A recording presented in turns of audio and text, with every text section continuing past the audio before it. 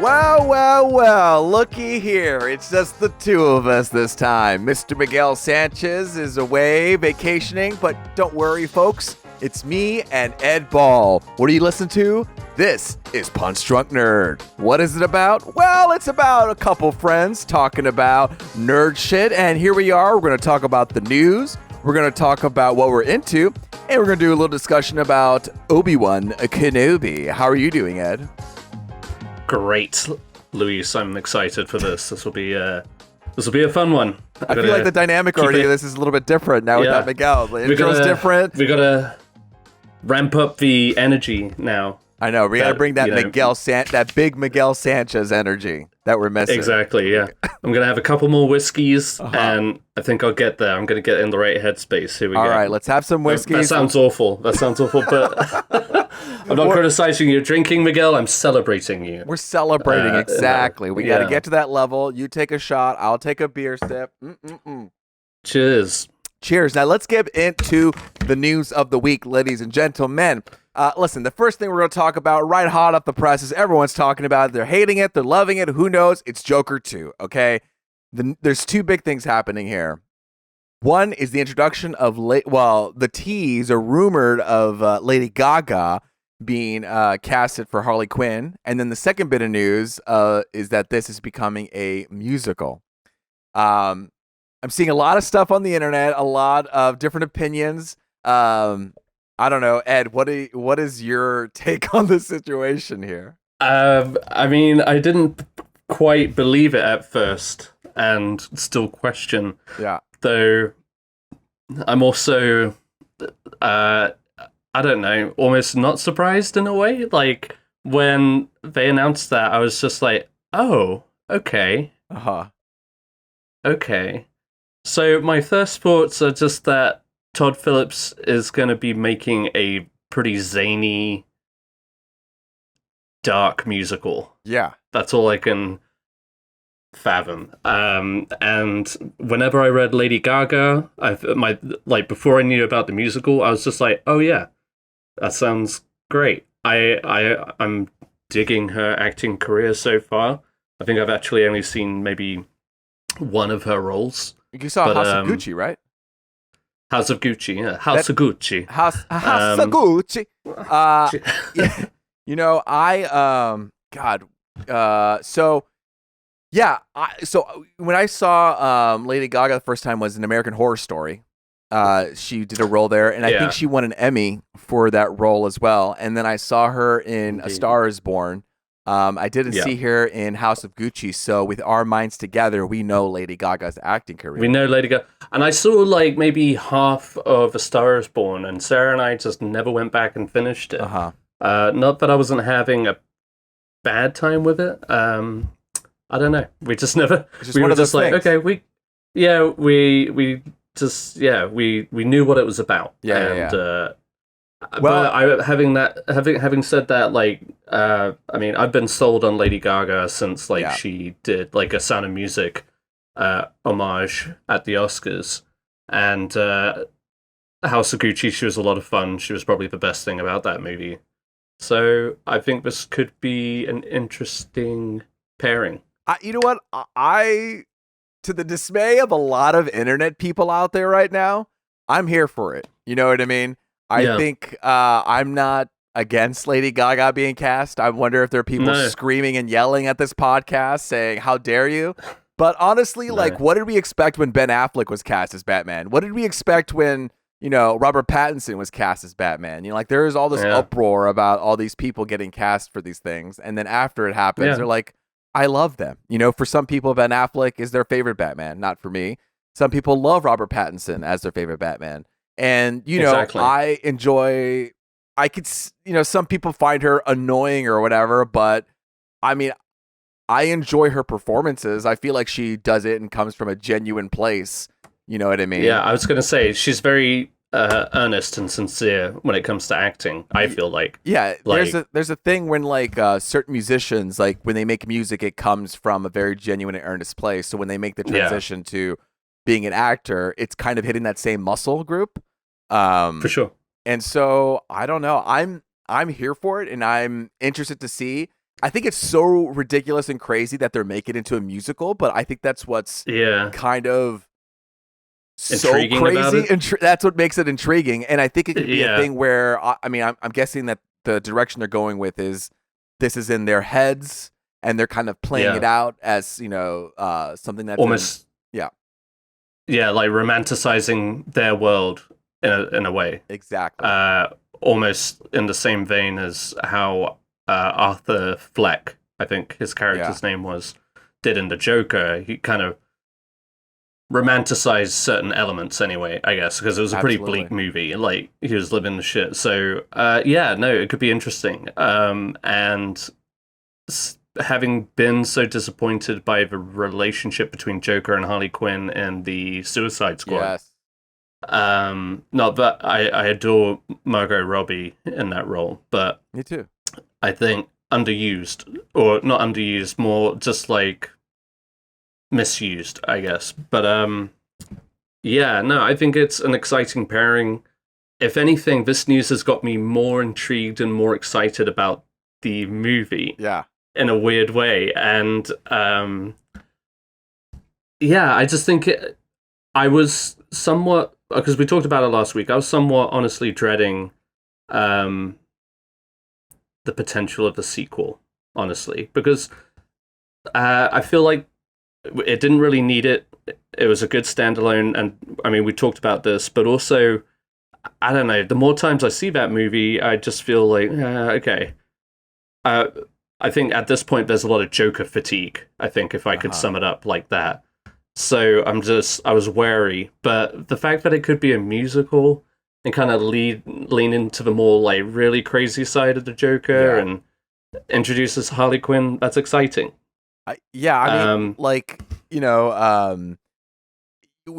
go into it thinking it's going to be another. I mean, this is the thing. It's still going to maintain that dark, dreary tone of it. It's just going to have a little bit of this musical spin. I don't think it's going to be as musically heavy as people think it might be, and I don't think it's going to be what people are imagining it to be, that it's just going to be a complete bastardization of the Joker. I think Joaquin Phoenix, like you mentioned last week, that he wouldn't join a project unless he was kind of like full on board to do it.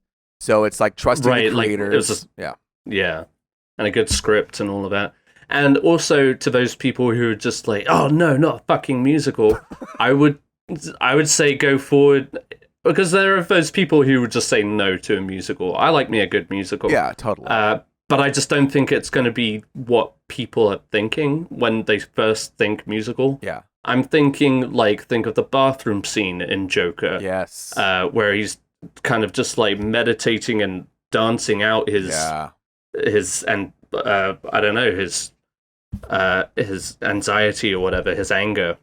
And also the famous, him going down the stairs, very theatrical, but it's all still very bleak. Like, he's got a cigarette hanging out of his mouth and stuff like that. He's about to go kill people. So it's, I would say expect something along the lines of that. It's going to be weird and zany, I think. Would be my assumption. But also having those vulnerable, dark moments. Exactly. It's a dance. It's a dance of tone. But it's going to be here. And it'll be uncomfortable, I imagine. In certain areas, especially the chemistry between those two characters. It could get really weird, and I'm down for that. And with a Lady Gaga why not? voice, go for broke. Yeah, go for broke. Mm-hmm. And I'm always here for go for broke. We're getting the same stuff all the time. Let's definitely try something different. You know what I mean? Even if it sounds like a bad idea, you never really know until we try it here. And you know, we don't have a record of these type of movies so far in this type of style. We have a record of the DCEU with, the Aquaman and the Wonder Woman and all of this thing. But this feeling and this vibe that we're getting is so new that we need to at least give it a chance. I know people will be waiting for the trailer, but, God, what was I going to say about this? With Lady Gaga, wait till we get a musical piece from her where it's going to sound incredible. She's got quite a voice, and, I'm here for it. So. I don't think we gave her a shout out for Top Gun Maverick, but she has that song in that movie. It's in the credits, right? At the end credits. Yeah, she wrote a song. I actually never heard that movie. song. I think I left before. I wasn't even listening to her singing in the back. Yeah, it kicked up, and I was like, okay, that's the Lady Gaga song, and then I left. But Miguel isn't here. Do you want to read what he had to say? Yes, we did Miguel, reach out to him. Of course, he does have some thoughts. Here we go. So as much as and I'm quoting Miguel. So as much as I'd love to be in the Joker, didn't need a sequel camp. It was obvi after the Billy, another one was coming. I made my peace with that. There was a rumor that Willem Dafoe wanted to be another Joker who beefs with JP, and I thought that was that was the meaning by folie à deux.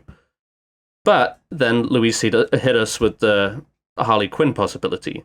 Then Lady Gaga being mentioned as Harley just made sense to me. Again, she was great in AHS, and even though I didn't see House of Gucci, I was happy to see her acting more.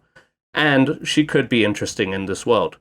But, all caps, but fuck me, I do not want a musical. Angry face.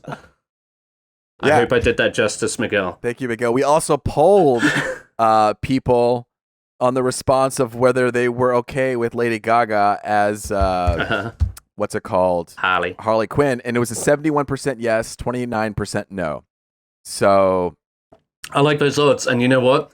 Look for that rating when it hits Rotten Tomatoes. Oh man, I'll say that. How about that? People are coming out of the woodwork. 30% will be like, oh man, yeah, you know it, of course. They're gonna be so loud and angry about it. Yeah, oh man. Oh, this is I just think it's going to be like a weird indie musical. Yeah. Or at least that's what I hope. It would be so bizarre if they just went left field and did like a Hollywood musical. Like, I can imagine there being a sequence where it's very glamorized and stuff, but again, we're talking about two very mentally ill characters. So, yeah, fuck it. I think it could be a lot. And I love contrasting tones too, like things where it's like very hopeful and light, but it's like a very depressing and sad, like underneath, like subtext to it. And so if they're able to flip that switch, and I'm here. So Joker 2, watch out! Here it comes, whether you like it or not. It made a billy, which I learned today means $1 billion. I had we're looking at that text chain, and I was like, "What do you mean a billy?" And I was like, "Oh, $1 billion." $1 billion. So there you go. He's like basically talking Cockney at this point, is Miguel. I did a billy up the HS and all of that shit. By the end of it, we'll all be talking like, okay. So one movie that I would love to have a musical to it is Paddington 3. Okay, there's been a title to Paddington 3. I'm a fan of Paddington 1 and 2. Happy to hear that there's a Paddington 3. It's Paddington in Peru. That's all the update I got on that. So just dropping that in. It's got a good ring to it. It's got a good ring to it. Another thing that's coming up is Batman Azteca. Yeah. Ed, you shared this with us. I did. I just thought to add it to the grand catalog that is these Batman animated movies. They recently did Samurai. They did Gotham by Gaslight. Right. Why not? Let's see them all. It's interesting to say the least. You know, I kind of scoffed at this idea. I was like, oh, what? This is madness. And you bring up all of these like iterations of Batman, like Gotham by Gaslight, and they had the Samurai one. They seem to put Batman in different scenarios in time. There's even a comic called Dark Knights of Steel where Superman and Batman are in the medieval time, and they're kind of going through conflicts there. Here's a premise of this Batman Aztec. In the time of Aztec Empire, a young Aztec boy experiences tragedy when his father and village leader, guess what happens to him, is murdered, of course, by Spanish conquistadors. He escapes to warn the king and a high priest of imminent danger. Using the temple, the Bat God as a lair, he trains with his mentor and assistant, developing equipment and weaponry to confront the Spaniard invasion. To avenge his father's death. So, I just, okay, so this is what's happening. This is, what's it called? A deal between HBO Max and, oh no, I got the wrong article. Oh no! Well, I know. Okay, so this is when I read it earlier. It had to do a deal with HBO Max Latin America, and they were planning to release like over 120 original content in like the next year and a half, and that by 2023 they were going to release like 70 pieces. I think this is what it is. I don't have the article in front of me again. I lost it. Right. But to me, that's the craziest news, that they're trying to push so much content in a short amount of time. That kind of thing always scares me. I like that they're really trying to push the HBO Latin America thing, but at that pace seems like, again, overly ambitious, the same way that they were for Justice League, when they were just like, let's not waste time building these solo films. Let's just like get to the end point right now, you know? Yeah, for sure. And also, like, as much as this is a cool idea and is in line with all this stuff, I think it'd be cool to have like a new hero that's kind of in this vein. Yeah. But again, like just create the new hero of that culture. Yeah. Yeah, you know what I mean? But it seems like, oh, Batman's well beloved. Let's find him and twist him into different ways that fits the different cultures, you know? But, you know, there is a precedent already set, like you said, that where we have Batman kind of inserted into different points of time and different cultures. Because at the end of the day, he is just like a wealthy man in a suit with some gadgets, I guess, is the point. But, yeah, I mean, who knows what they'll have next year? Might. Yeah, no. Oh, okay. So I found it. I found the article. They plan to, so back at the time the streamer revealed plans to produce 50 to 70 HBO Max originals in Latin America, HBO Latin America by 2023. When we launched more than 8 months ago, we promised to launch 100 shows in a year and a half. I think we're on track to deliver that promise. But also, I will say that this show is being collaborated with like the Spanish language community, and so it will have some sort. You know, it won't just be people who are aware of it are doing it. So that's the thing. Okay, cool. So yeah, we'll check that out. Squid Game 2 has been announced. I haven't seen Squid Game the first. I've seen one episode actually. But have you seen Squid Game 2? I have not. I have not seen any of it. Okay. I don't know why.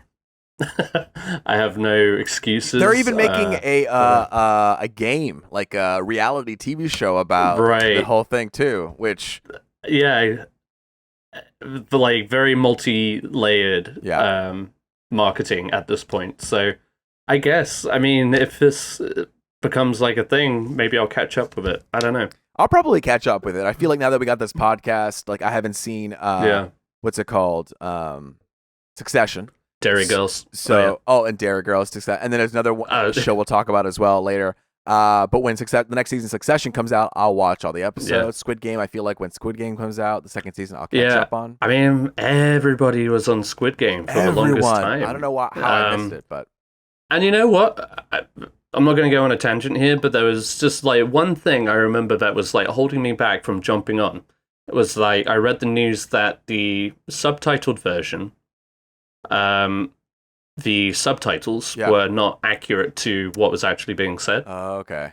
And I don't know if that's like maybe a thing with all subtitled movies or it's just like a common issue that comes up. But it just put me off a little bit. Yeah, it's weird because if you sometimes get like you know, the dub language and the subtitles at the same time, they can be different because obviously the dubs has to fit the mouth, but I think also the copy of the captions have to fit a certain time frame as things go on. So no, that's true. I mean that's such a nitpicky thing, but that's just what I recall to what was like putting me off. Like, okay, I'll give Netflix time to fix that problem and hit me up when you do. Exactly. And I'll start watching your shit again. Let the controversy take time to fix the subtitles and then I'll watch exactly. it. Yeah. Like I did watch The Simpsons on Disney Plus when they didn't have the aspect ratio. Yeah. Correct. Did they fix that? You remember that? Yes, they did. Okay. I believe so. But yeah, like where like whole like visual gags were being cut out purely because they had it cropped. That's so wild to me that they did that. Yeah. What will not be cropped is Spider-Man No Way Home as it's returning to theaters September 2nd. They are quoting here, this is the more fun stuff version, and it's releasing in celebration of Spider-Man's 60th anniversary in comics. Oh, yeah, and it's the 20th anniversary of Tobey Maguire's debut in the very first Spider-Man movie. Wow. I feel like this is a cash grab for that's going to be, a lot of bloated stuff. I mean, they cut the movie for a reason. It's, the way it is because of pacing. Right. I don't know. I don't know if I'll make it into theaters. I may or may not, but I'm not sure because by September 2nd, we'll be going through the whole blockbuster set, and I kind of need a little break to kind of reset. But I'm interested if it's going to make its way into a video on demand or something, so I can at least catch it that way, or just go online and see what people tell me what the differences are. Yeah. September 2nd, I might still be going into theaters to see Thor, Oh. So wait, September 2nd? I assume it'll... Oh, okay. Yeah, it'll still be out, right? Yeah. July, August, September? It's possible. And with a runtime of 1 hour and 59 minutes for Thor Love and Thunder, I mean, who wouldn't want to go see that movie again and again and again? And again. And again. This is the shortest Marvel movie in 5 years. I was shocked when I was getting tickets. Now, let's talk about the ticket fiasco that I went through here. I don't know why you do it to yourself, honestly. I don't know why I was doing it to myself. I don't. Let me tell you, I was trying to get Thor Love and Thunder tickets. If you're following our Instagram stories, ever since 7 in the morning, 6:30 in the morning, I woke up in a panic, and I was like, oh shit, the tickets are on sale. I haven't even attempted to get them. All the way from 7 to 1:30 p.m. I was in lockdown. I couldn't go through an AMC A-list. I couldn't get it anywhere. I had 5 windows open. I had my app.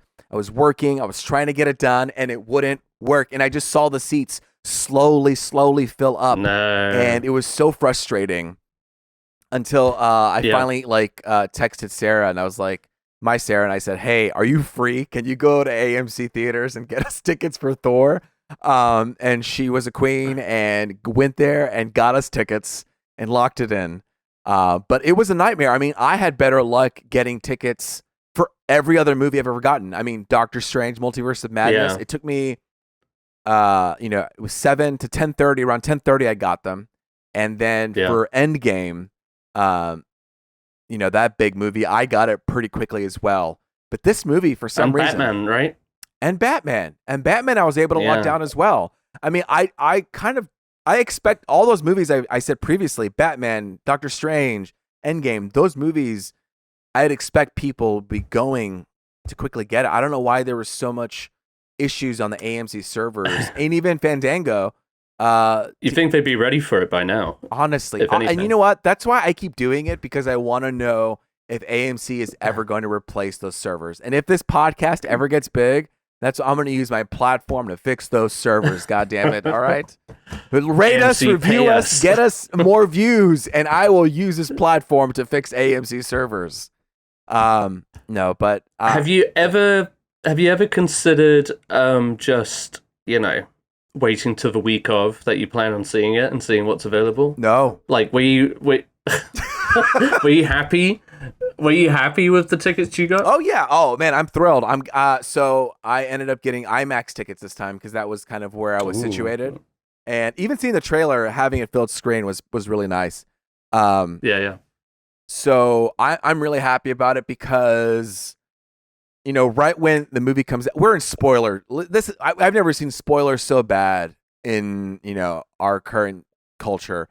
Like, people will release and spoil everything. So it's almost, to me, I want to have a premium experience. Of course, they're showing it on 1 billion theaters, but the limited space for IMAX and Dolby Cinema, which are my preferred, viewings, those go up quick, and you have to snatch those tickets early, especially if you want to see it that weekend. So get rid of the riffraff, as it were, all those teenagers who can't afford tickets to the IMAX and stuff like that. That's right. I worked with true moviegoers. Exactly. Yeah, true moviegoers. I think every Dolby Cinema screening I went to was full. It was a room full of adults who respected their surroundings. Yes. Everyone having their whiskey. Yes. Shh. Yeah, shh. Everybody, quiet. The movie started. Exactly. Yeah. No, but I mean, you could go. I mean, you can go to any like movie theater, and like half of the theater options will be a Marvel movie because they know it's making money. But I don't want to be watching it in a regular theater. I want to be watching it with great sound, great picture. You know, yeah. So I'm excited. Yeah. Well, congrats. I'm glad you got them. Thank you very much. One thing that spooked me a little bit was seeing Ryan Gosling as Ken in Barbie. Spooked you? No, but you're excited about this, huh? You saw Ryan Gosling. There's a new image of Ryan Gosling going around as Ken. There was already one of Margot Robbie as Barbie. And if you go on YouTube and Spotify, it'll be in the video as well. You'll see it. I mean, it is hilariously gorgeous. Yeah. The bleached hair, his name on his underwear that's sticking out like Calvin Klein. Actually, I didn't catch that little business. That what you just... Oh, that's the little rim, where all Calvin Klein models have the brand name. Dude, I thought that just said Calvin Klein. I didn't know it said exactly. Oh, it was Ken. Blink and you miss it. Yeah. And like, of course, like Ryan Gosling's gorgeous body that will put us all to shame. I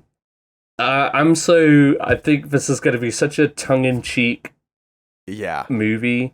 And with the cast that it's got, it's what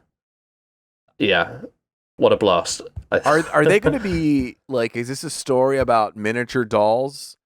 I don't know. That's the thing. That's the crazy thing. I mean, because this is very colorful landscape. Yes. Yeah. But it could just be her mansion. And Ryan Gosling could just be her boy toy, like figuratively and literally. And then like on the outside world, everything is chaos or something. Yeah. I don't know. But man, I just can't stop looking at his abs. It's crazy.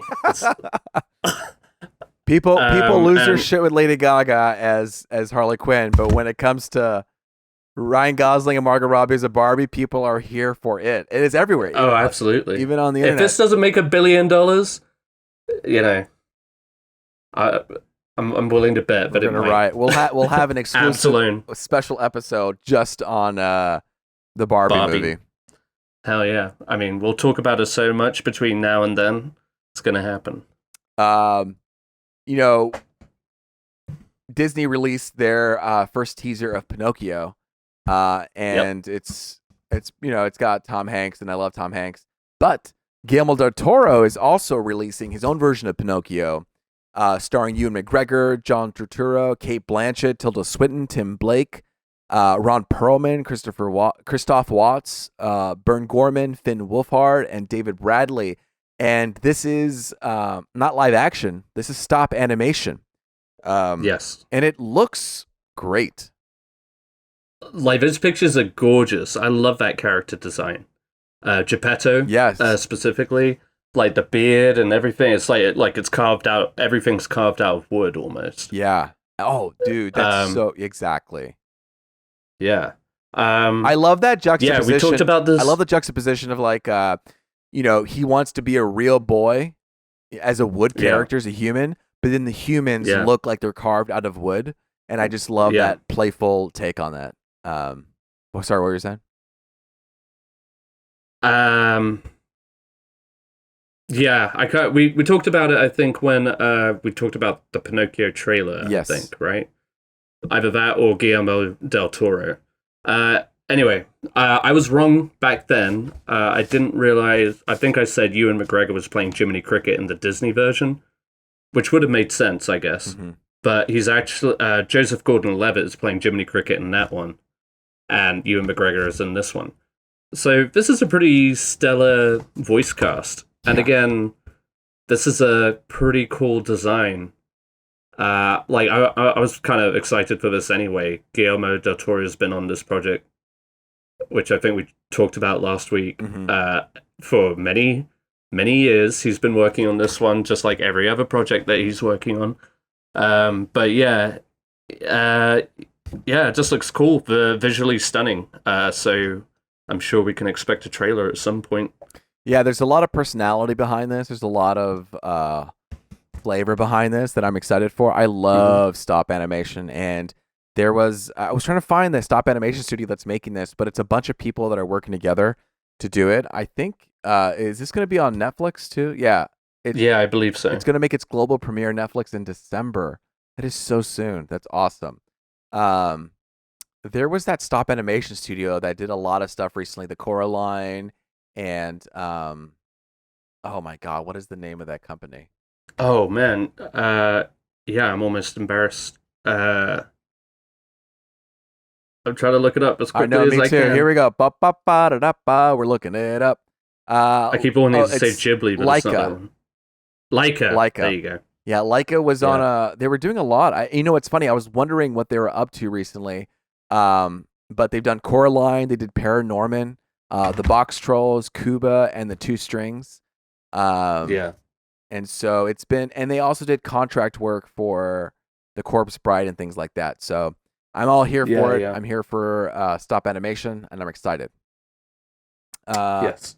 And then to wrap it, the news, we are going to give our respects to Philip Baker Hall, who sadly has passed away at the age of 90, lived a full and incredible life.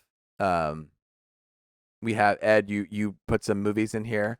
Heart. Yeah. Go for it. No, he's just one of those characters or character actors who would show up with some of the greatest directors, even up into his old age, which honestly, like every movie I can think of him in, he was always old, but yeah, he was always great. I mean, he was in a couple of Paul Thomas Anderson movies. He was in Hard Eight, his first movie. He was like the lead in that one. Magnolia, he was just one of those solid kind of old school American actors who kind of always played it cool. And you didn't have to try too hard. Yeah, and obviously you hadn't seen him much lately, but he was one of those guys where you're just like, oh yeah, that guy. Yeah. You see him, he usually commands respect in his movies. Absolutely. And I guess, so sad. He shall be missed. Well, here's to you, Philip Baker Hall. Yes. Cheers. Cheers. Now, as we take our drink, you might want to take another drink as we talk about Obi Wan Kenobi. It's the 5th episode. We're still going, and it's ending. This is the penultimate episode. Yeah. I feel a little underwhelmed so far. By the whole series? I think as a series as a whole. I guess I came into it with very high expectations. You know what I mean? Yeah. It's hard not to. It's hard not to with that, but what were your thoughts, Ed? Just because like No. I wanna hear this out because I feel like I go on rants about Star Wars and this show in particular and Mandalorian. So I want to hear your honest perspective, and I'll try and draw. You know what it is I don't know if I'm currently getting Disney Plus show fatigue happening, because it does feel like Disney Plus shows can feel the same. You know what I mean? Yeah. I think sometimes what's happening is that they have a concept and it doesn't get flushed out in the sense where we have this idea. He is a person who is troubled and he needs to get better. We have Leia, who is, a badass and will get out of trouble. But then they leave it at this first layer and then they don't add anything else on top of it. It's like a cake with just one layer. And there's no frosting. Yeah. There's no, sprinkles. There's no nothing in there to add more to it. I think that's what I'm missing right now is just a little bit more nuance and complexity to it. There was actually the one big thing that stood out for me in this episode was just Reva, seeing her turn with Vader. I thought that was like, oh, here's an interesting concept. The Inquisitor is actually going against Vader, Like, having something like that kind of made me turn a little bit, because it's just like, it's a situation where I can feel the beats coming. That's the situation I'm going through. I feel the beats coming at me, and there are definitely moments when it looks really cool, where there's some really cool shots with Vader in the ship, and you see his reflection happening as they're going towards the planet. Like, and then the ship's coming out. Like, there are some cool stuff. You get glimpses of it. Bursts. Yeah. But it's just, this is the thing, I'm feeling the beats. And I wish I wasn't feeling them so much, and that I had a little bit of nuance and surprises. I get to see people going through, I don't know. Yeah. No, I mean, I kind of agree. I feel like we're literally at a point going into this year where we are jumping from Star Wars to Marvel, from Marvel to Star Wars. We, like, literally back to back, we had Mandalorian, the Boba Fett, Moon Knight, Hawkeye. And I think they're very much riding on just those two alone. Those are their, like, top rated shows. Like, or, they know, but, like, it's going to get old after a while, especially if you don't spread them out a little bit. And you look at their schedule going forward, you're just like, fuck me.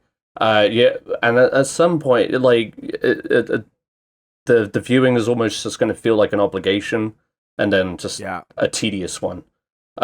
Which, honestly, for a lot of these shows, it kind of is. Had Boba Fett not existed, basically, I think there would have been much more want and desire for this show. But to that point, it also just feels like this was an opportunity to delve deep into a character. They have an end game. We know the A to B. It's the fill in between. That's all you have to do. So you could really do some fun things. But I feel like making this an episodic mission series once again in Star Wars, or Star Wars shows, I mean, like, Obi Wan is going out to save Leia. Leia gets captured. They both get captured. They have to escape. They have to break out. They have to break out Leia or whatever, and which works as sure, to push characters in a narrative. Yeah, but you need something on top, like, of that to create some sort of emotional distress. Exactly. That's happening in between them. Some sort of, I don't know. A bit more connected, like, hone in on the characters that you're trying to make us care about. Like Indira Varma's Tala character. Mm-hmm. Yeah. I really enjoyed her in the last episode, and it was almost predictable that she was going to die in this episode. Especially when, like, moments before she dies, she literally has a conversation with Obi-Wan about her experience with the Empire and why she does what she does. And it's like, well, okay, you're about to die then. That's just like how predictable it became, and like some of the beats, you can feel the beats exactly, and some of the blocking even kind of just like implies what's going to happen at a certain point. You know, it's like relying too much on just plot devices that we're too familiar with, like, and then hoping to draw the drama from that. However, exactly. I mean, like you said, the show just has had moments for me. Overall, it's been an interesting ride. I kind of almost wish that Obi-Wan was more central to it. I think it's become a little crowded with all these other characters, and I don't mind there being, like, I like the story with Reva, her being the kind of like the wild card villain of this scenario. Mm-hmm. And you know where Vader and Obi-Wan turn up, but you want to see how she plays a role. And I think finally we got to see a bit more into that in this episode. But even then, she was kind of thrown to plot armor once again. Like, about anybody else, but I remember in The Phantom Menace when Qui-Gon Jinn got stabbed in the torso or the stomach, and the motherfucker died. And that was it. And we were sat like, yes. Lightsaber through the stomach, you're dead. And yet here we are with not only does the original Grand Inquisitor come back after being brutally stabbed in the stomach, but then they clearly leave Reva very much alive. Yes, absolutely. And if anything, she seems to be getting better the more she crawls around. Yeah. Which I just kind of takes away from that moment. Because I will say this, I was like very drawn into that moment. Yeah. Everything leading up to that bit, I was just like, okay, they're going to keep doing this back and forth. But yeah, when they finally kind of touched nerves with Reva, kind of saw the character she was and what was driving her, it does like make some of her actions earlier on questionable, but obviously she's coming from a place of rage and desperate vengeance. Yeah. Man, like that moment where like Darth Vader is coming at her with two blades, and they're flashing between her and her child self, I thought that was pretty well done. Like, Moses Ingram's face in that moment was almost like one of childlike fear and innocence, like right before he does it, and that transition was like a masterstroke. I just wish there was more to that in this show. Like, we had a flashback of Obi-Wan and Anakin, and it just kind of felt purely as like a device to show, oh, well, this is why Obi-Wan thinks Darth Vader is not gonna, or is gonna come right at him, kind of thing. I would have rather just like a more powerful and intimate moment between them. I didn't need to see them fight in another, like when they were younger, like, and which seems like reckless training, by the way. So I don't know, so many mixed feelings. Like, I really want to love this show. Yeah, I like exactly. I like what Ewan McGregor is doing with the character. And like you said, they have had some really cool shots of Vader. Like, they're making use of that. And again, like, it would have been so much more cinematic in a movie, obviously.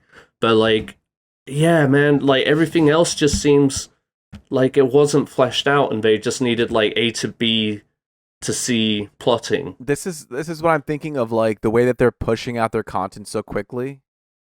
It's that that these creators, I believe these creators can do it. It's just that they're not given the timeline to do it, where you have Daddy Disney saying, we need this out. Here's the deadline. Yeah, we've already promised these shows.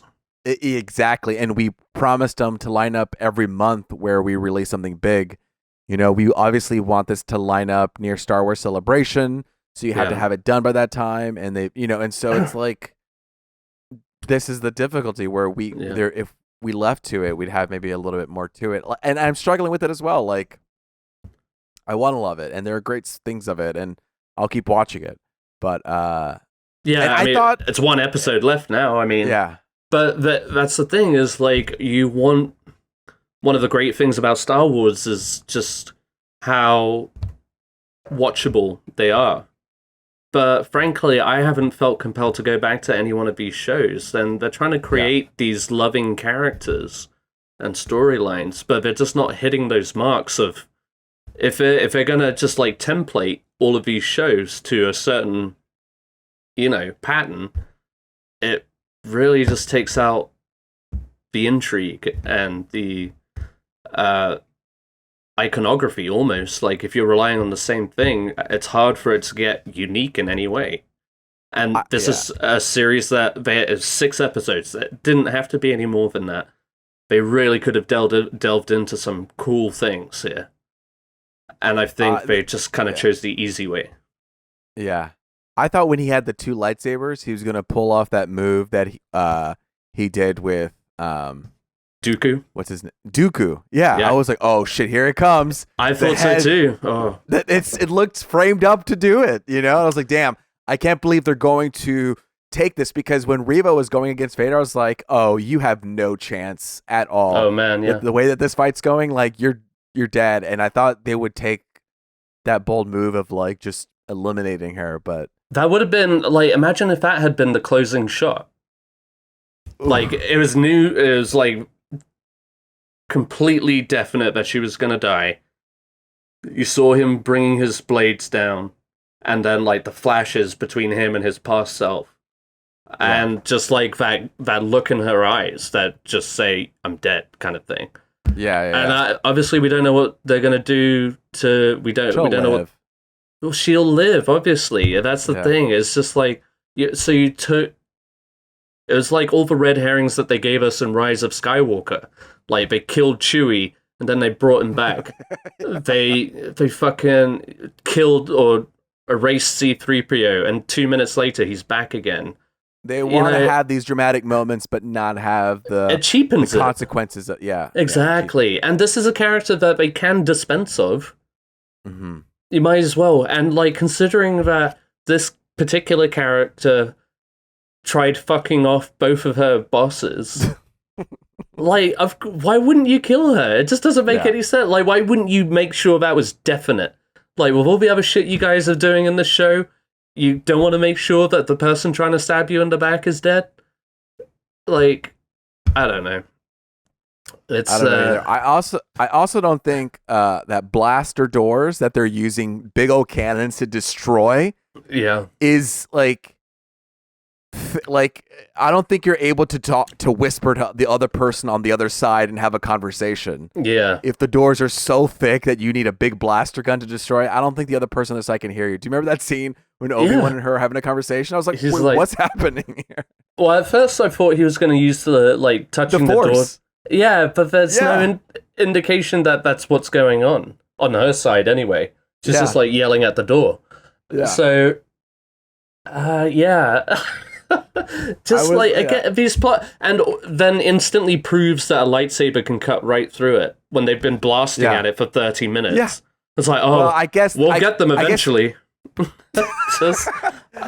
I guess the idea, if they had to sell it, was that if it wasn't for those big blasters, that I kind of weakened it for the lightsaber. But you're right, I did feel that way too. I was like, wait a second, man, she just stabbed right through that fucking thing. I will say, I don't know why I was suddenly reminded of this, though. One moment where I was just like, oh, shit, was when, and I know this is kind of like a moment from the game, if I'm not mistaken, but when Darth Vader stops that ship trying to leave, were you the same way? I was the same. This is a gem. These are these little pockets. That was a gem. Yeah. And man, if that had a movie budget, that could have been incredible. And it was a cool moment. It was a cool moment. I'm not trying to like diminish every thing that they've achieved with this show. That was a cool moment. That was like a cool Star Wars moment. And this is and just you could feel like that's a moment when you can feel the rage of like just ripping the ship apart. Like it was cool to showcase finally some kind of power at that level, you know. And so I guess I have a question about the ending. Are we meant to? Are they saying that like Reva is going to go after Luke now because of that message that she found? Yeah. Which I'm still wondering, like, how far are they going to go? I mean, I don't know. Is he going to episode left? Yeah. Like, how far are they going to, like, pick the... I don't know. Go back and forth, like, yeah. And I mean, obviously, again, we know where all of these characters end up, except for characters like Reva and the Grand Inquisitor. Clearly, I feel like they're setting up for Reva's redemption, maybe? Maybe. I don't know. But, yeah... well, we'll see because Miguel also said that Darth Maul was definitely going to show up. Remember? I said that. You said that. And I'm starting to feel. At this point, no. I think the only guarantee that we've got right now. See, man, this is the thing. I had such high hopes for this show. I thought, what if they did like get into the gangster underworld and sure, throw in Vader too. He could be like a presence, like a looming presence in the galaxy. Maybe they didn't need like a actual face-to-face conflict because like But who was I going to say? No, I don't think Darth Maul is going to show up at this point. I'd be very surprised. But we'll for sure see Qui-Gon Jinn. I think that's without question. I think that'd be cool, yeah. I mean, I think just every time he's like, Qui-Gon? Master Qui-Gon? That's definitely got to be building up. It's like, what else is Liam Neeson doing? I think so, too. I would make a bet as well. And I don't know about any other characters. That might be it. I had really hoped, like, maybe at one point, if, like, had they done the story better and Obi-Wan was, like, in a deeper conflict, or, like, again, trying to contact Qui-Gon and not quite mastering it, go see Yoda, man. Fly off to Dagobah and go talk to Yoda. Let's see, like, one of my greatest Star Wars moments in the last decade. Ooh, wine. All right, here we go.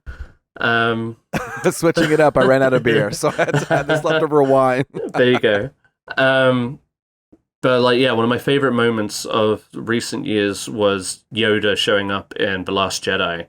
Yeah. Like, that was pure Star Wars. And not that I want to fucking baby Yoda, I just want to see Yoda and them have, like, a conversation of philosophy and religion and stuff like that. Like, why can't I talk to Qui-Gon like you have been? And stuff like that. Like, I've been trying for 10 years kind of thing. And, like, we saw Yoda take that journey at the end of Clone Wars, where he got to that point. Why didn't we see Obi-Wan go through a similar journey? That could have been a much more character-driven show, but instead they resorted to... It's funny, too, because because Yoda went to Dagobah to, like... Dagobah's like a huge place up, like it has a lot of the Force essence in there, and he was going there to, like, learn how to communicate with Force ghosts and things like that. So it would have been interesting if he also went there as well. Like, if this were just like a more personal journey and not just a simple Obi-Wan is going on a mission. Yeah, absolutely. Well, but overall, I mean, were you happy with that episode? I mean, I feel like the last few have been kind of consistent in that, like, there's some good moments here and there. I think it wants to be that good. It's just not quite getting there. I'm hoping by episode 6 we'll get that full orchestra, Ed. I was waiting if it was going to even peter out a little bit. Man. But, who knows? We'll see, Like, some of that, like, real, like, like Empire trumpets when he's bringing down that ship. Dude, man, I just like Vader roaring. That shit. Anyway. Well, that's Obi Wan Kenobi. We're gonna see the next episode, obviously next week. The finale, the finale, and then we're gonna talk. Now we're gonna go into our last section. What are we into? Ed, what are you into this week? That's a good question, Luis. Thank you for bringing that up while I bring up my files. I've had kind of a busy week. Usually Miguel is here, who kind of helps, buy you some time. But I do know what you're into, because this is the same thing I was into, was Barry. I've finished it today. What, you finished all of Barry? Yes. Dude, okay. Did you? Well, Did you finish it? I've seen the whole... Yeah. It's just funny because I was like, oh, this is going to be a short podcast because we can go through it. But we can have a whole nother 30, 40 minutes talking about Barry, but we won't do that. Amazing. All right. Well, Barry. We can get into spoilers, it a little bit. Yeah. Spoilers a little bit for Barry. But I mean, let's go for it. Talk about it. No, in a sudden burst in the last week, I just... our friend Bryce was telling me he was watching it, and I was like, you know what? I watched season 1. I loved it. I don't know why I never watched season 2. I just didn't get around to it. Excuse me. So I did. I rushed through season 2. I forgot, like, just how easy these episodes go by. And then, I just wrapped up season 3 today, and man, what a fucking roller coaster. I want to hear your thoughts. I don't think we've talked about Barry before, but... I mean, like, Bill Hader, it's like, I know he was directing a lot more in this season too, but, like, this is a man who knows what we talk about tone, but tone is so important because it reaches and touches you at a guttural, visceral level. But he is a person who understands, like, there is a lot of intention when a shot is being made. You know what I mean? There was a shot of what's it called? The actress Sarah, but she made the Joplin series. She was getting upset. Sally was getting upset about something, and the way that they composed it, where she slowly backed up into darkness and she was completely engulfed in black. Yeah. The end of the episode this last season when the lion attacks. I'm sorry, I'm being so vague if you don't know what I'm talking about. Sure. But what I'm saying is that the way that he communicates with camera movements and pacing, shot compositions, coloring, and staging, it's very intentional, and he is clearly communicating something in every facet of filmmaking. Wardrobe, like, again, pacing, composition, the color tone, the camera movements, like, they all have something to say. And the set pieces, like, when we talk about set pieces, they're always like action pieces, but in this show they have like these good solid bits that are just really well done. There was a great chase sequence, there was a great like line motorcycle sequence, the motorcycle sequence where there are sequences where Barry and the teacher were confronting someone at the end of this season.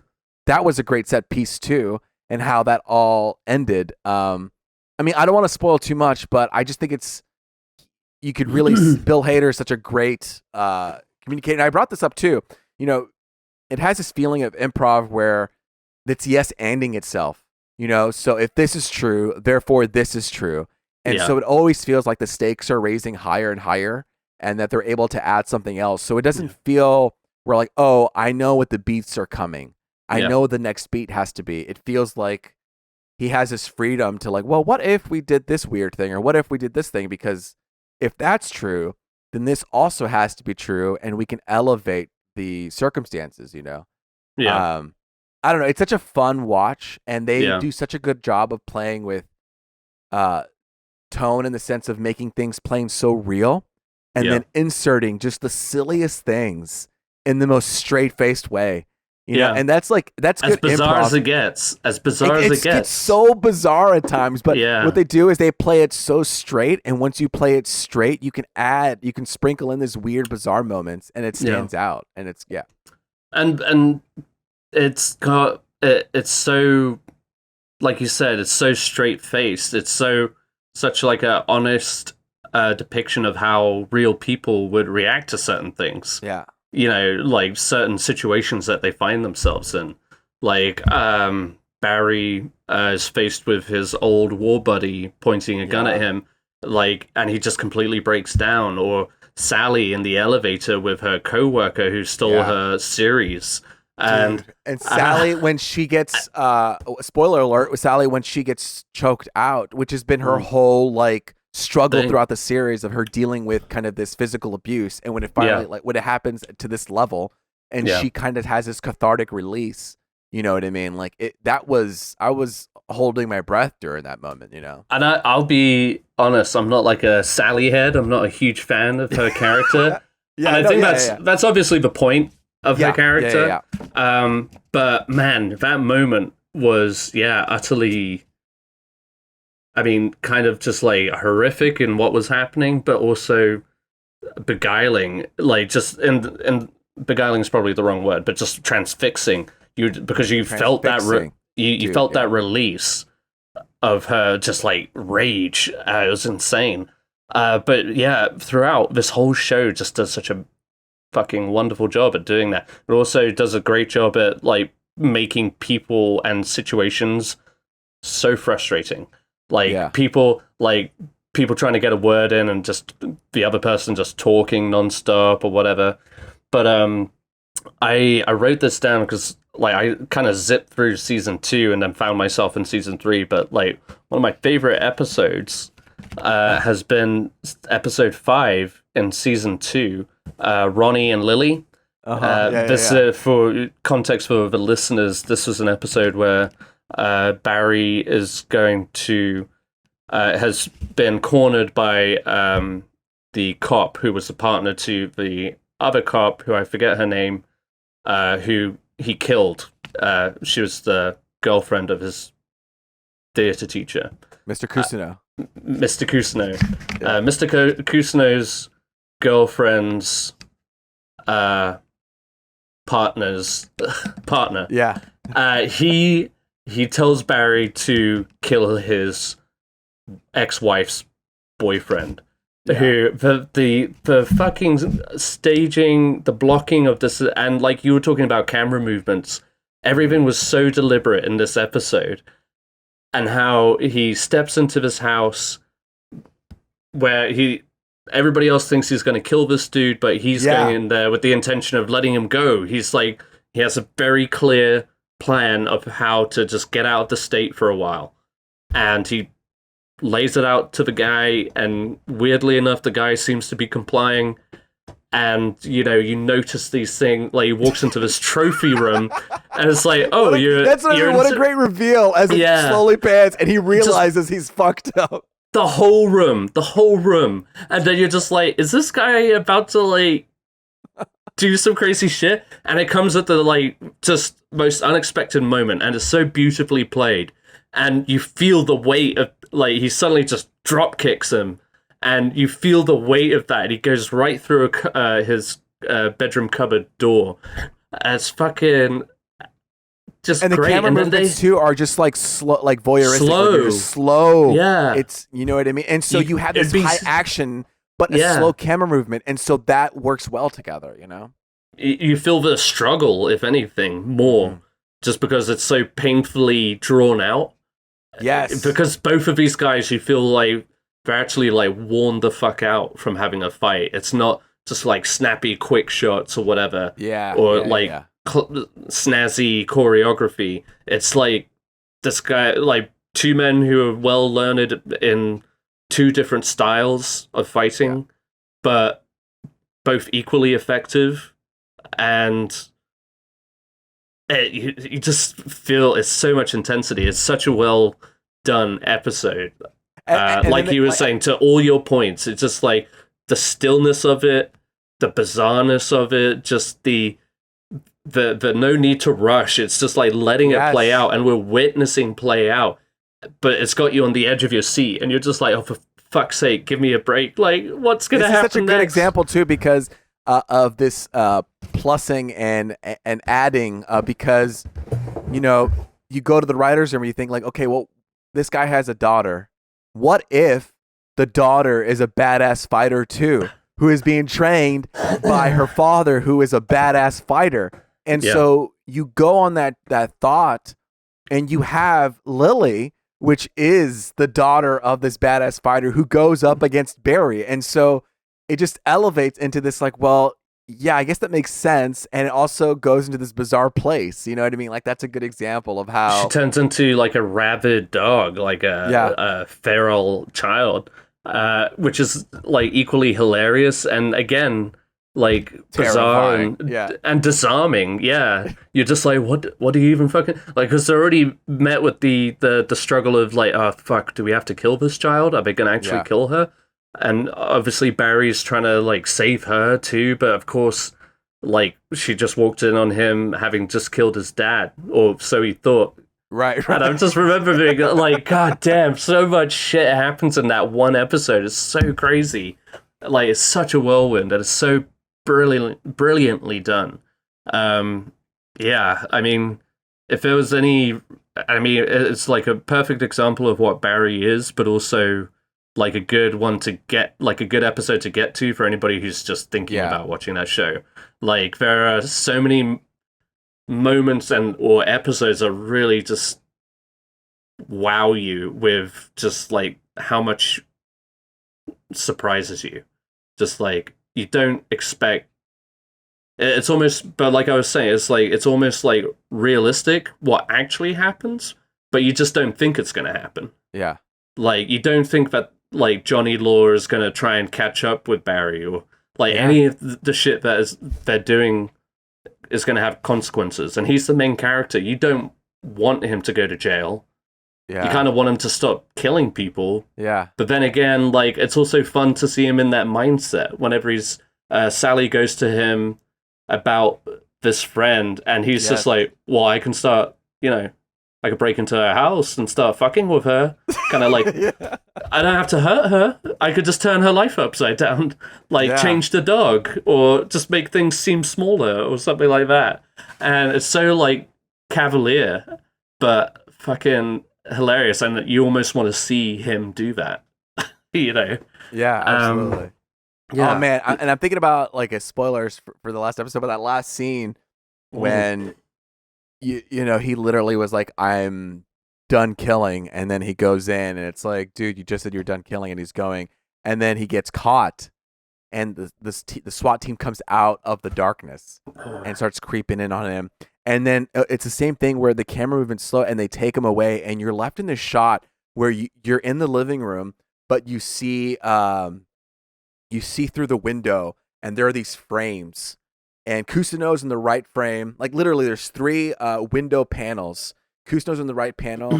The dad of the detective that died by Barry's on the left panel. And you see all this madness happening. You're in the living room, which is quiet. And things happen.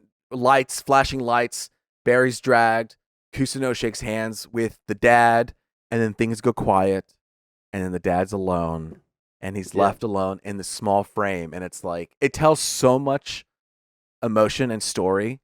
Yeah. That it's like, that's what I love about it, is just there's so much to each scene and so much intent that it's so great. And I love, it's a short season. It's 3 seasons, short seasons. Get into it. 8 episodes, 30 minutes apiece.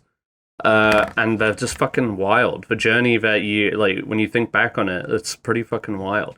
And to your point about that, it's just I'll repeat. It's just even though what happens is unexpected, it's also totally organic and completely right.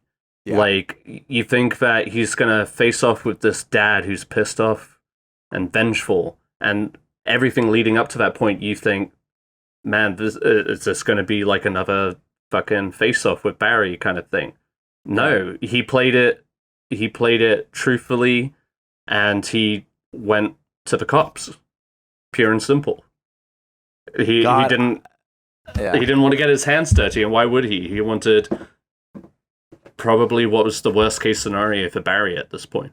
If we can make this, I want to get Miguel into Barry. If we can make this a Barry podcast too, that would be incredible. No, as soon as I don't know why it took so long for me to catch up, but obviously I got through these 2 seasons in the last week, and I'm so glad I did. It's it's such a perfectly done show. And I mean, it's a show that makes me want to make things. Do you know what I mean? I watch it and I'm like, God, I want to create stuff again. I'm working on this thing where I do simple editorial videos, but I want to make narrative shit again, and it's getting me excited. I really want to do it. It's original. It's thought provoking. It's not take notes, Disney. Hire Bill Hader, get him on board. It's I mean, it shows like this that know their limits. They know their story, they know where they're going with it. Clearly, I feel like everything is so deliberate and equally effective. So I think this is one of those shows that could easily stick the landing. And I mean, I assume there's going to be another season after this. Yeah, I think so. Or I hope so. I mean, and so many things could happen and or just completely take you by surprise. So yeah, if you're not on Barry, get on Barry. HBO Max. Time to pay up. Time to pay up. Something that I didn't have to pay up for and I just got free with my iPad was Apple TV Plus. Yeah, and you I think did. The next show you're talking about is an Apple TV Plus. Yeah. Ted Lasso. I saw you highlighted. Yeah, Sarah and I finally got Apple TV Plus and we got into Ted Lasso season 1. Took a little bit of a break. Needed something funny and warm to watch. Yeah.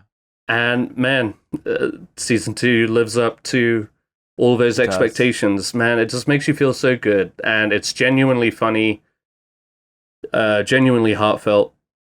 It's such a great show. So many great characters. It's just like that, one of those like warm hugs of a show. I can't believe that one of those characters took a turn that he did at the end. I haven't got there yet. Okay, well, I won't say anything. Man.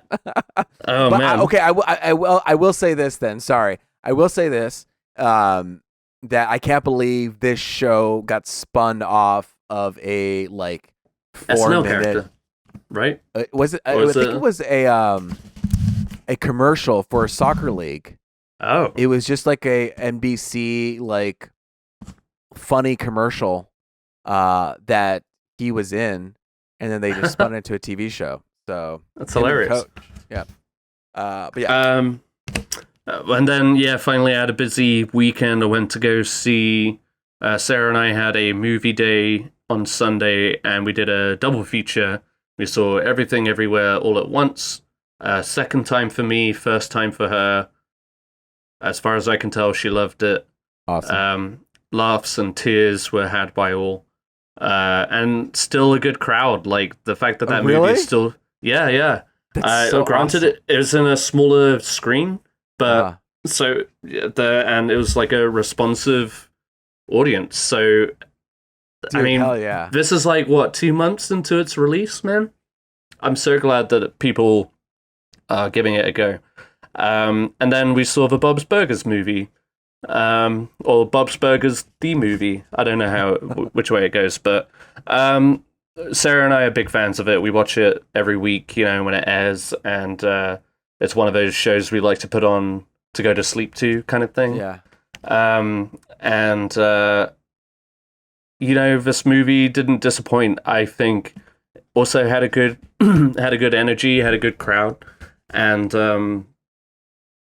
I feel like you don't go and see this movie if you're not a fan of Bob's Burgers already. And honestly, it was running at an hour and 40 minutes, which honestly was probably about 20 minutes too long. Okay. If I had to say. And not because anything was necessarily bad. Did the third act run long? Yeah, maybe a little bit. I feel like that's maybe where it was, yeah. A tendency. I haven't seen it, but I'm a Bob's Burger fan too.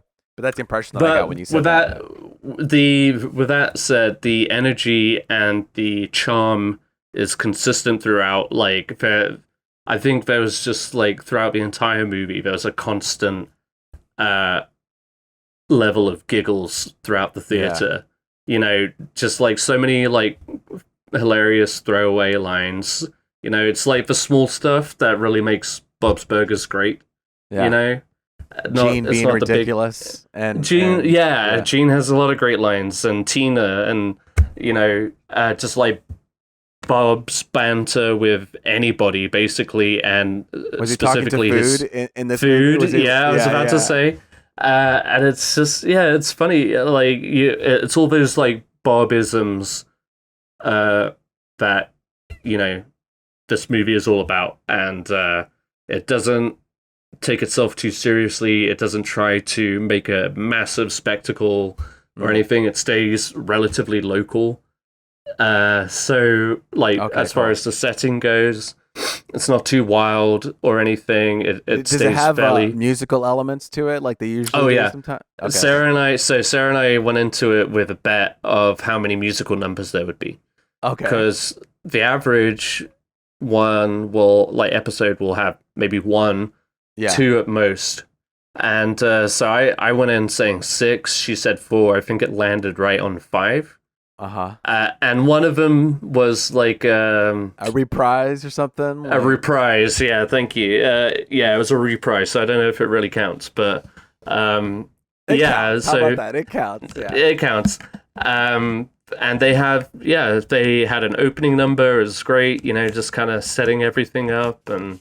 Oh, that's fun. An opening number. It was a good time. It was just a solid movie. Is it a movie? Like, is it like the fucking movie event of the summer? Absolutely not. Like, it's not trying to break waves or anything. It's just accepting what it is and just kind of sharing like the love. Drinking a nice milkshake type of experience. Like, this is nice. And it was like, it was perfect, easy watching for after Everything Everywhere all at once. Like, we saw that in the morning, went and got like some bites and some drinks, feeling pretty good in the afternoon.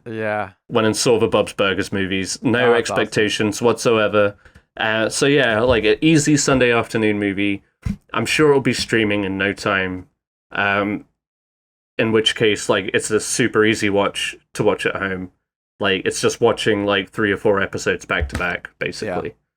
So yeah, it was a good time. I'm glad we saw it. Like I said, it's like something Sarah and I love to watch generally. So if you're a Bob's Burgers fan, give it a try. If not, just wait till it comes out in streaming. But it's a good, ode to the show that we love. Sweet. And that's it. I think. So I was going to talk about Barry, but we already talked about Barry. And you've got a shit ton. Yeah, I'm not going to mention all this. I'm not going to mention all this because I do want to talk about games with Miguel. Yeah, so I'm going to wait to talk about that one later. And I also want to save this one later for him as well. What I do want to talk about is The Baby. I talked about The Baby earlier on HBO MAX. It's HBO show, but I saw it on HBO MAX. Again, it's about this demonic baby that keeps finding its way to mothers, killing people as it goes, kind of like Final Destination style, where, people get put in circumstances with this baby and they end up dying, where these cops are like, okay, we're going to take care of this baby. The next shot, you see the police officers crashing into a tree and the baby's still there. Someone's playing with the baby and ends up falling off a ladder and like killing themselves. Like these type of circumstances where anytime the baby comes in, you're like, oh shit, people are about to die. But it's funny, as the show went on, I think it started as a short, and you can kind of feel it for me, is because as the show went on, it started diving into the lore of it a bit more. Like, where did this baby come from? Why is the baby here? Who is it affecting? And it took some time. There was a lot of fun to be had at the front end, and I think they were trying to instill some like lore and some like emotional weight to it, which, I think every story needs to have emotional weight to it. But it changed course a little bit for me, where when I went into the show, I wanted to see the baby kill some things, and like, as silly as it is, it kind of got away from that a little bit, and it's like, what I bought changed a little bit, which is fine. So it wrapped up, I think, this past Sunday, and I think it's an interesting like British show. If you want to see a funny horror about a baby attempting to kill things, you can. It's 8 episodes. They're all out now. That was one thing I was going to ask. Like, what's the tone like? Is it like kind of like whimsical horror, like, or is it in the vein of like, I don't know, like Scary Movie where it's outlandish? Is it just kind of like black comedy, like Scream, or I Know What You Did Last Summer but with a baby, or you said Final Destination? So is it like that kind of energy, or is it just like really dark, like an A24 show, or what's the feel? Ooh, yeah. I would say it's a little bit like it's whimsical, but it also tries to play it very straight and dark. Like, like there are these people that are terrifying, screaming with this very scary music, and then you see their faces, and then you cut to the baby, and it's just like a baby smiling. You know what I mean? Not doing anything, and then you cut back to this person who's terrifying. Is this CGI, the baby? No, dude, that's the thing too. At least if it was CGI, it was like very well done. This is a fantastic baby actor. I mean, I don't know how they pulled it off. I remember when I was watching Lemony Snicket's, they had a baby on there too, and they were able to like manipulate some of the things. But man, I mean, if they did with CGI, they did a fantastic job of like comping the baby's face to react at the right moments. But it was some great performance by this baby. No, and I feel like that would make or break it. Like that could be like a real. Oh, that's. I mean, exactly. Yeah. It plays it. It plays it like it's HBO. So I think. Yeah. Like an HBO show, it plays it as it's got. It's shot well. It's like plays it pretty as straight as can be. Great performances all around, and I think it is whimsical at parts and terrifying at parts, where it tries to instill like real horror. But again, I think when you get to the lore part, you get caught into the story and emotion of that, so it kind of loses a little bit of that horror element and just becomes more emotional. So, The Baby, check it out. Stranger Things, I had to nurse a hangover and we binged the whole thing. I don't know. Have you seen season 4? Have you seen any Stranger Things or 1 and 2? Never got around to 3. Sarah and I were discussing it the other day. I don't know if we'll actually do it or not. I guess we need to. It's a very bingey show. And sure, like, once we got going, it does a good job of does a good job of like making you wanting to see more.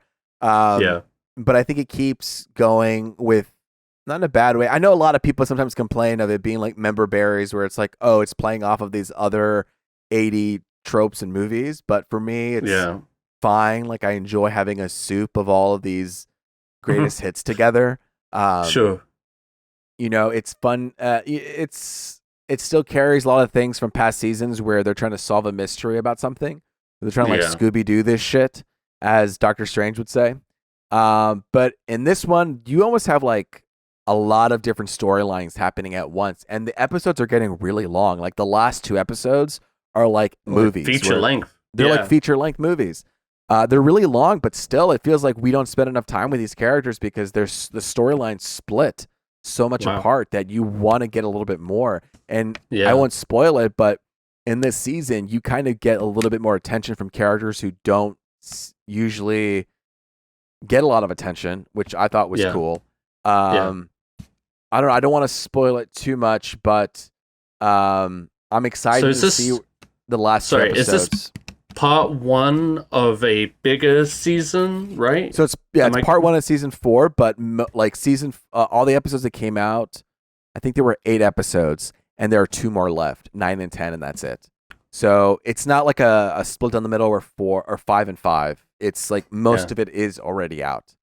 But for me, it's always interesting to see how they handle 11, because she pretty much is like Superman and is like has these powerful features. And it's like, okay, well, this person can clearly just stop anything that's evil at any moment. How do you sideline this character? It's kind of like with Superman. It's like, how do you sideline the most powerful character ever? And so they kind of get her through this emotional journey. I know you're only in season 2, so I think even so, I can't say too much. But man, it has enough moments where I just want to keep going to it, and I enjoy this little bit. Our Flag Means Death. I finally finished Our Flag Means Death. I finished a lot of shows like that. I like started and then I finally finished. Our Flag Means Death. I think the show really ramped up, where at the beginning it was kind of for me, it was a little bit of a rough go. But then it kind of got to a really good place at the end. And turned into something else. So I was like, oh, this is a story about this now. Do you know what I mean? It was as you recall, I had a complete 180 on it. I was very cold towards it at first, and maybe for the first 4 or 5 episodes, which I don't really know what says about the show, but by the end of it, I was utterly taken with it. Like, it was very sweet, and I did eventually start to warm to the characters, and like you said, it was if you go into it expecting one thing completely different from what it almost like ends up to 2 be. shows that stitched together in some weird way, like the way if you watch the first and the last, you'd be like, is this the same show? But it's a weird thing. The season 2's coming out I think sometime, and I think they're filming it later this year, maybe. But I mean, Taika, busy boy, man. I hope he keeps up with it all. Yeah, Our Flag Means Death is a pirate TV show on HBO with Taika Waititi and Rhys Darby. And this is a real character who's the gentleman pirate who basically abandoned his family to go become a pirate, except he still maintains all the gentleman qualities of it. And he meets Blackbeard, played by Taika Waititi, and they join the crew, and Blackbeard has a fascination with this gentleman pirate who clearly isn't as barbaric as he is. And the kind of story goes from there. But yeah, no spoilers. But no spoilers. Yeah, it's an easy watch for anybody just wanting something light and hearty. And Ed, what were you gonna say? There's a podcast called The Dollop. I don't know if you've ever heard of it.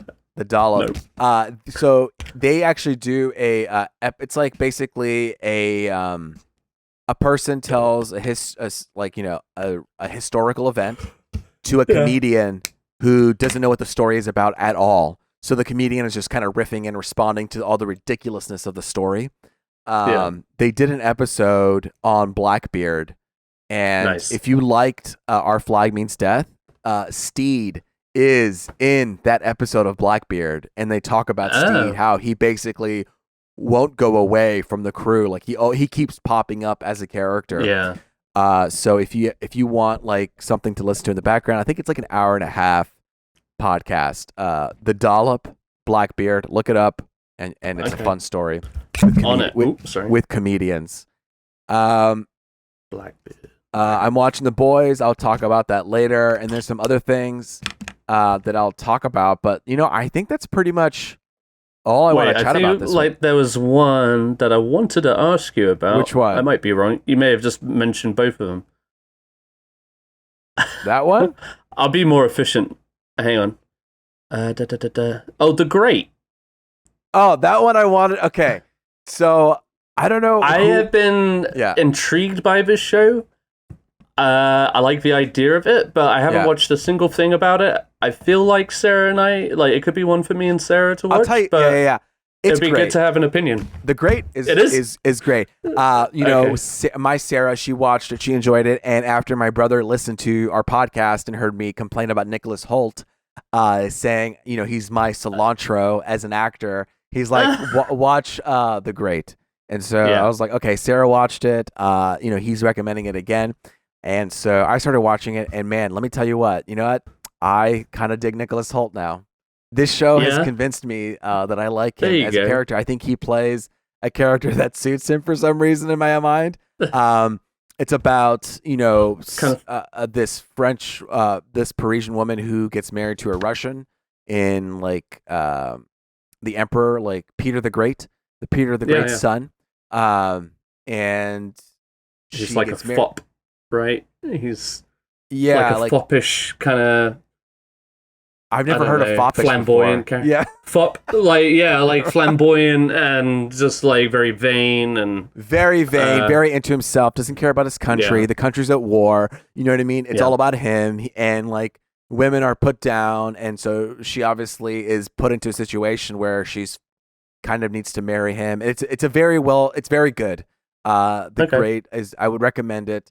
But the only thing that trips me up about it is it's the situation where you have British actors playing roles that are not British. Like, this is a Russian character and a French woman. I don't see a problem. I don't see a problem. You don't see a problem? What are you going to do? You're going to have Russian and French subtitles? It's funny because I didn't know this was a Russian character. When Sarah was when my Sarah's watching it, I was like, oh, this has to do with some sort of British English royalty. English royalty that's happening.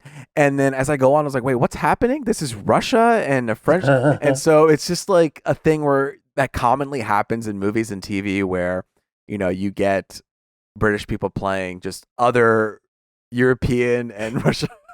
We're pretty universal. That's what I mean. They're universal for everything. What was it? The movie, was it Valkyrie with Tom Cruise? Where it was the Germans, but they all had British accents. But you know what? If they had all tried doing just a hint of a German accent, it would have sounded awful. Well, you could have hired German actors, Well, yeah, but then you don't get as big a reach Like that's See, when this is the that's when studio you lose. thinking. No, I know it's like honestly though, I mean, I'll watch like a subtitled show or whatever, but it is like you lose a big chunk of your audience because people just don't want to do that, unfortunately.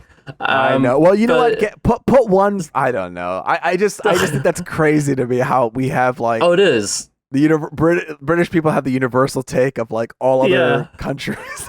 We can play anything we want. We class it up. Before we end, I do want to hit these questions that we got. Yeah. Maybe we can just spitball them real quick. Ed, do you want to ask his questions and then we'll just sure. All right. Boom. At Hunt 514, our good friend Darian. I want to hear your thoughts on The Wire and if you'll have started or watched We Own This City yet. He actually messaged me about We Own This City. I know it just started. I believe it's on Hulu. And yeah, I want to say it's a continuation, if not directly. It's kind of like in the same universe as The Wire, which everybody knows as the critically, universally acclaimed show on HBO. Sorry, have you already seen it, Luis? Quick answer. I haven't seen it. I know it's a great show. Look, I've been trying to see it for so long. When you're with a partner, you always have to manage your shows. Of course, and that's always been the difficult thing of like, what show are you watching? And that's like a 5-season show. So I've taken it upon myself just to watch it on my own at this point. But yeah, and HBO shows back then, so many episodes. Yeah. So many episodes. So I will. I know. And I will. Trust me. Yeah. So Darian, I have watched it. Luis has not. Miguel has watched it. I know he loved it. And I do plan on watching We Own This City. Just had to catch up on some Barry first. From Miguel Sanchez. Okay, but what are like 5 things you each like about Miguel? All right, what's the next question? Next question.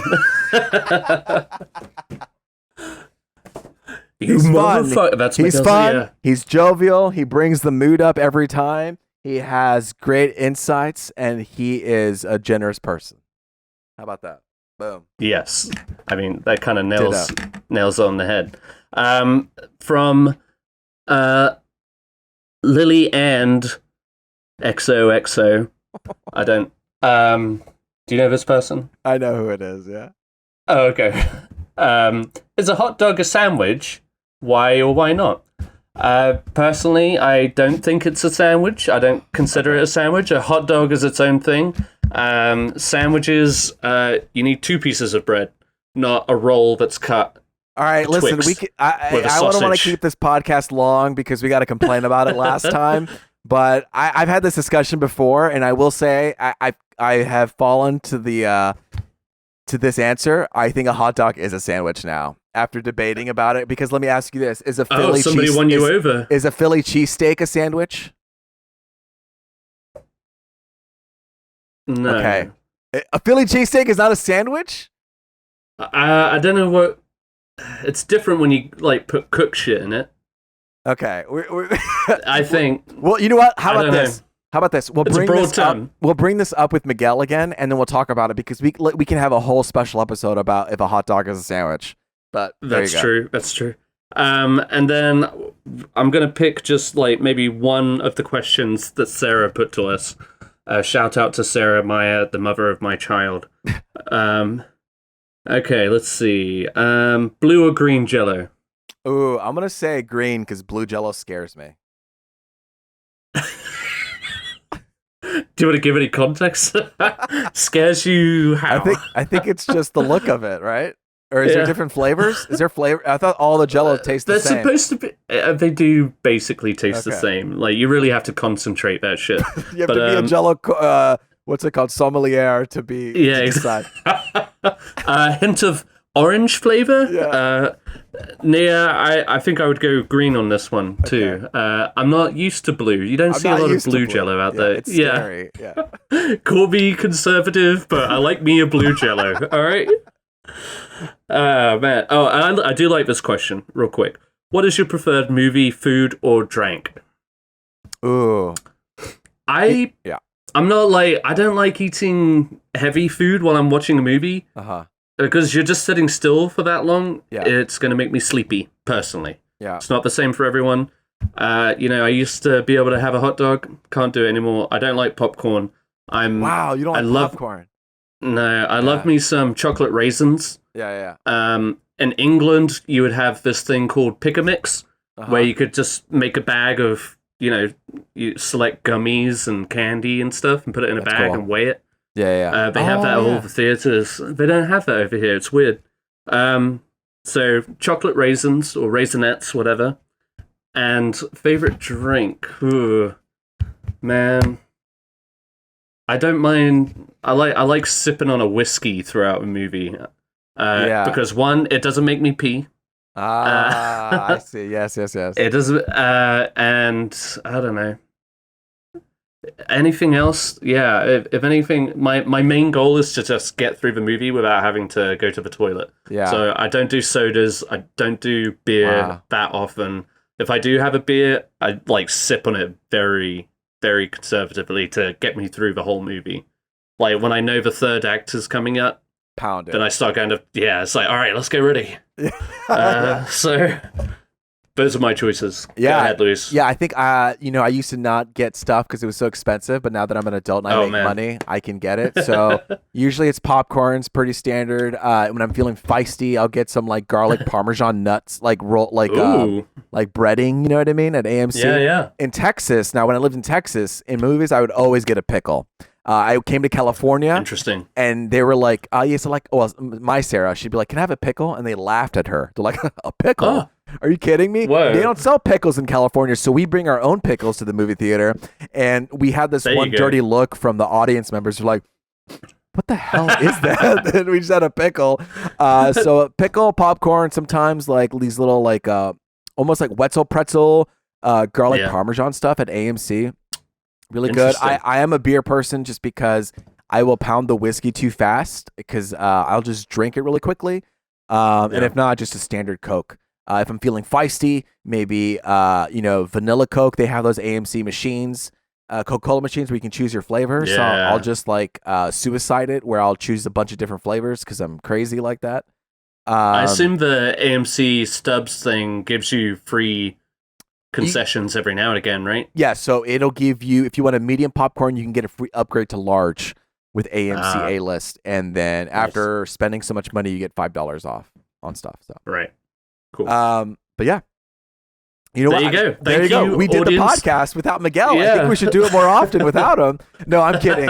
We missed him. We missed him dearly. Miss him. I can't wait to have him back again. He'll be fully refreshed from his vacation. I don't know, Ed. Do we have anything else to say? No, maybe we'll do another listener question next week, maybe a bit more specific, but, it worked somewhat. It worked somewhat, yeah. So, I liked it.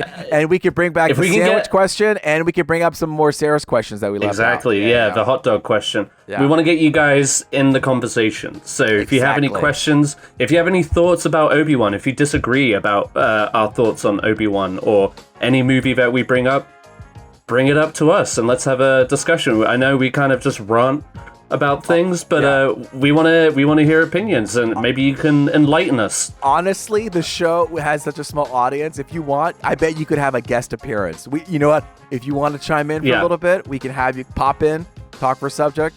It'd be amazing. But until next time, listen, I've been Luis Gonzalez, and with me, of course, has been Ed Bull. And until next time, later, Gators. Later, Gators.